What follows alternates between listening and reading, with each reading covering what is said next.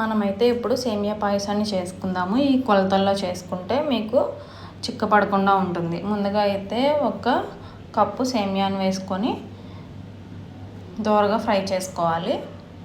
Dry roast చేసుకోవాలన్నమాట. కొంచెం colour change అయ్యేంత వరకు మనం ఫ్రై చేసుకోవాలి. సేమియా ఈ విధంగా ఫ్రై అయిపోయాక తీసి ప్లేట్లో పెట్టుకొని పక్కన పెట్టుకోండి.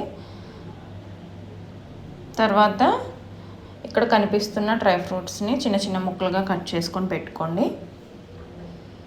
స్టవ్ మీద ఒక గిన్నె పెట్టుకొని అందులోని ఒక 2 టేబుల్ స్పూన్స్ నెయ్యి వేసుకొని ఇందులోని మనం కట్ చేసి పెట్టుకున్న బాదం, జీడిపప్పు, కిస్మిస్ని వేసుకొని ఇవి కూడా దోరగా ఫ్రై చేసుకోండి.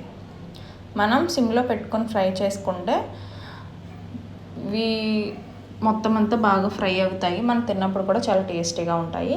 ఇవి ఫ్రై అయిపోయాక వీటిని కూడా ప్లేట్లోకి తీసుకొని పక్కన పెట్టుకోండి.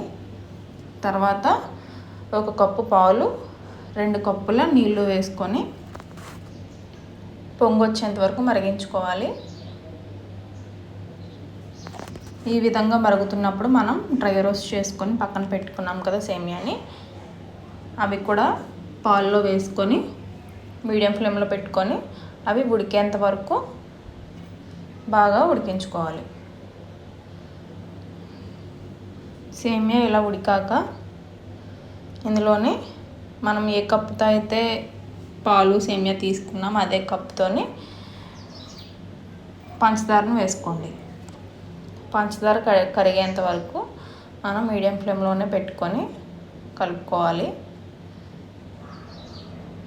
పంచదార ఈ విధంగా కరిగిపోయాక ఇందులోనే యాలకుల పొడిని వేసుకోండి. అలానే ఒక 2 టేబుల్ స్పూన్ నెయ్యి కూడా వేసుకోండి.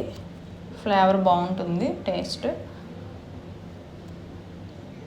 వేసుకున్నాక ఒకసారి బాగా కలుపుకోండి. తర్వాత మనం నెయ్యిలో ఫ్రై చేసుకొని పెట్టుకున్నాం కదా డ్రై ఫ్రూట్స్ని, వాటిని కూడా వేసేసి ఒక 3 మినిట్స్ పాటు సిమ్లోని ఉడకనివ్వాలి. అంతే. 3 మినిట్స్ పాటు ఉడికాక స్టవ్ ఆఫ్ చేసుకొని సర్వ్ చేసుకొని ఇవి చాలా అయితే టేస్టీగా ఉంటుంది. ఎంతసేపు అయినా మనకి చిక్కపడకుండా ఉంటుంది అన్నమాట. ఎవరైనా మీరు ఇంటికి వచ్చినప్పుడు ఇలా సింపుల్గా ఇలా చేసి పెట్టండి. మళ్ళీ ఇదే కావాలి అంటారు, అంత టేస్టీగా అయితే ఉంటుంది.